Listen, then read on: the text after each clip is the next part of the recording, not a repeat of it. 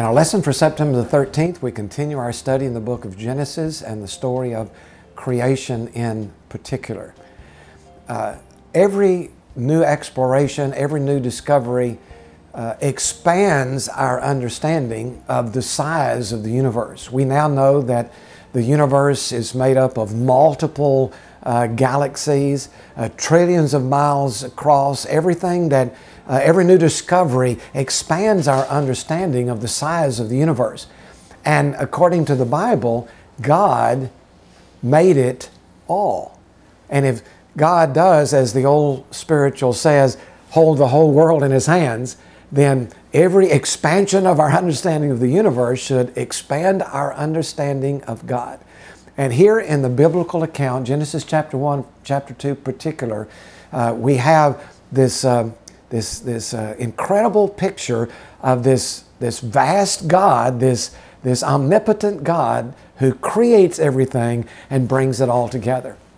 But as we get into chapter 2, the biblical writer gives us another angle, another dimension. This sovereign, omnipotent God who is bigger than the universe and holds the whole world in His hands, this God wants to become involved in human life, wants to relate to human beings. And so there is in chapter 2 a very personal, intimate touch between the Creator God and the creation that we call man.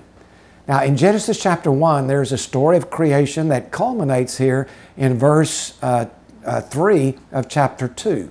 But then notice in verse 4 it says, "This is the account of the heavens and the earth when they were created." So it seems to be another version or another look at the creation account. And in this Genesis 2 creation account, the focus is not on all of the animals and the plants and the stars, all the things we talked about in last week's lesson. The focus of this week's lesson is on the human being.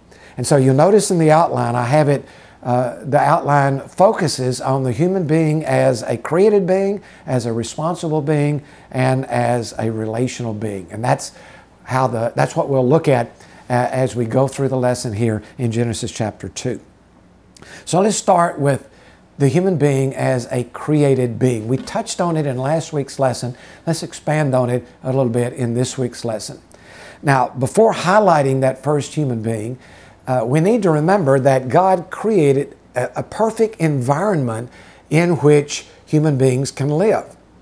But what happened in Genesis 3 that we'll look at in a later lesson, when man sinned and it brought about what we call the fall of humanity, everything that God created now is going to be reversed, or is going to be messed up, you might say, by the sin and the fall of man. For example, the fruit-bearing plants that are described here in Genesis chapter 2 will be replaced by the thistles and thorns described in Genesis 3:18. The easy, restful working in the garden described here in Genesis chapter 2 is going to be replaced by the painful toil described in Genesis 3:18. The gentle morning dew on the ground that is described here in Genesis 2 is going to be replaced by the raging rain that covers the earth in a flood described in Genesis 6 and 7.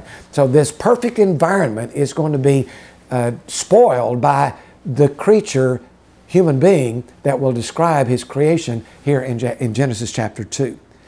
A second thing, before we look at the creation of the first human being, we need to note also